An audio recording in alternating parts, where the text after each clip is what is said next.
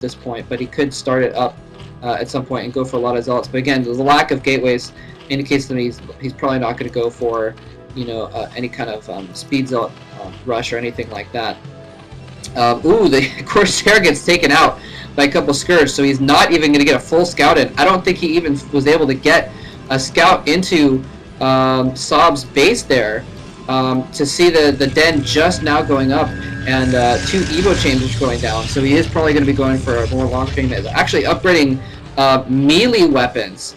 Wow, so we could be seeing him actually aiming for more of a long-term build, going for Ultralisks in the late game is what he might be heading for here. He's got a really good defense set up at this point. He's got a couple sunken colonies that is natural and that is third, so that's going to enable him to, you know, along with Zerglings to reinforce, to really do a lot of good against any kind of Zealot attack or anything like that.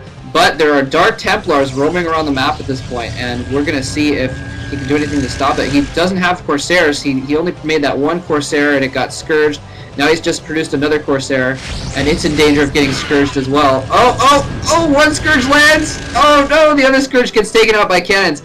But the Dark Templar is in the base. He's trying to sneak around. The Overlord is right above those sunken colonies, but the Dark Templar is able to sneak around the back. It is within range of the sunken colonies, sneaks in, gets a single drone kill at the bottom there, and is going to be able to run away and get a Zergling kill on the way out. But that Overlord was just in a nice position, that sunken colony in a really good position too, where it could defend the front and also the back, so that even though that Dark Templar snuck around the back, he wasn't able to do much good.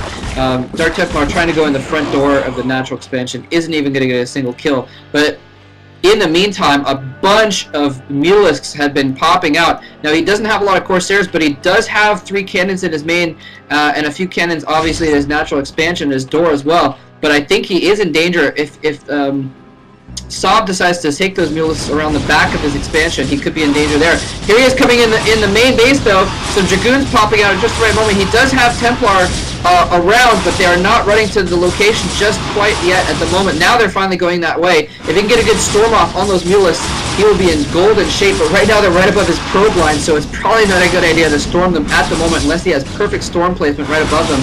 But it's going to be really easy for those Mulis to dodge the storm if he's within. Oh, the storm going off! He actually goes in, he's able to attack the Templar, snipes off the Templar. The storm did land a solid amount of damage though. A second storm going off, killing almost all the Mulis. The last 2 Mulis with barely any health left. 1 Mulisk with 2 hit points limping away out of the battle. Mulis completely shut down. And now that Corsair comes in from behind and does manage to finish off that last Mulisk. So no Mulisks in play at all right now. Very nicely shut down. He did do a lot of damage to those cannons, and he took out some probes, but I don't think it was worth the amount of damage that he took there. I mean, he lost, I think there was 8 Mulisk there, 800 gas and minerals, and he only took out maybe 400 minerals worth of probes and cannons there.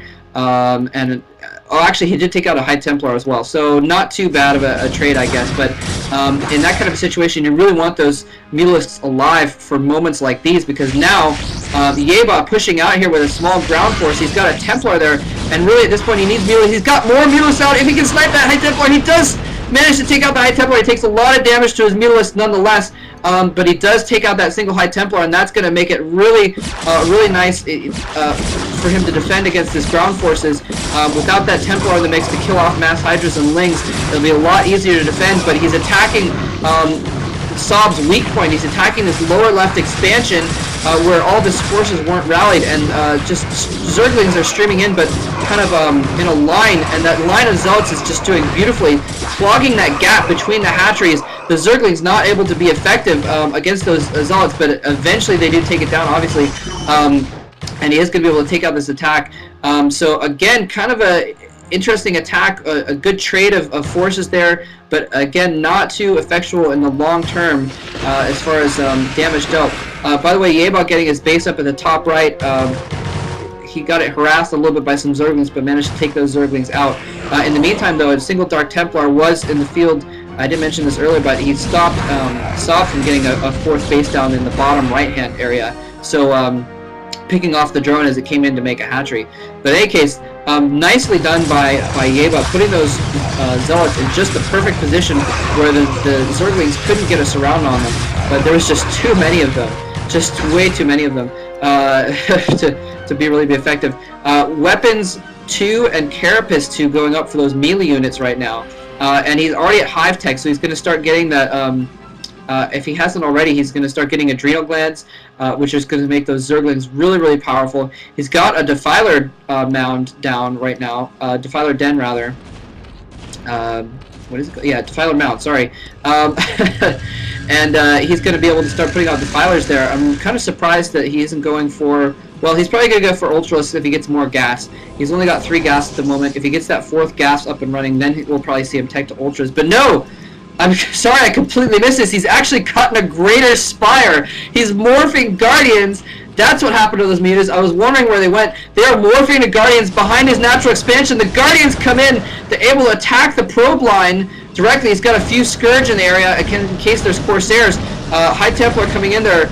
Looks like he's trying to save up enough mana to go for that, go for some Storm there. But in the meantime, he's having to pull those probes off. He's got his Guardians nicely spaced out so that it will be really difficult, really extremely difficult to take those out with just Storms. In the meantime, Yayba is going to do a little bit of a counterattack. While he's getting attacked, he's going to have to try and do some economic damage of his own. He's going for that new 4th base. Defilers are out. I don't know. Let's see if he's... I think he's researched Consume already. We'll find out in just a moment there, but that base is going to get taken out too quickly. As Saab was just mounting up those Zerglings and Defilers to do this counterattack to save that base. The base is already dead. Too strong of a ground force there. In the meantime, a single Corsair is going after those Guardians. He had a couple Scourge there. Probably 2 Corsairs were out. Probably the Scourge took out the first Corsair. But they have laid waste to that expansion and really stopped mining for a long time there. We've now got Zealots and Archons fighting under Swarm, able to take out those Zerglings. Just too powerful. I mean, the Swarm would be really good against a goon-heavy army. If he'd gone for some Lurkers instead of Mutalisks, that would have forced Yayba to make a lot more Dragoons, and he would have been in a better position to use that Swarm. But at this point, with just you know, Lings, mostly Lings, and actually I haven't seen a Hydralisk in a long time. I don't know if I've seen a Hydralisk since very long ago. He wasn't forced to make any Dragoons since there was no threat of Lurkers or anything like that. So the Swarm, my point being, not able to do a lot of good. It's able to shut down the Archons a little bit. Archons only do splash damage underneath the Swarm, but they're still very effective with splash damage, especially with +2 weapons right now upgraded for Yayba. They're both pretty much even on upgrades at this point.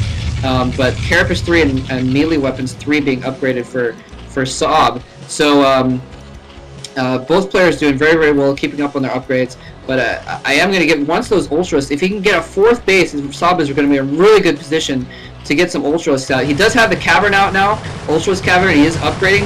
It's just going to be hard to support Ultras with only 3 bases, especially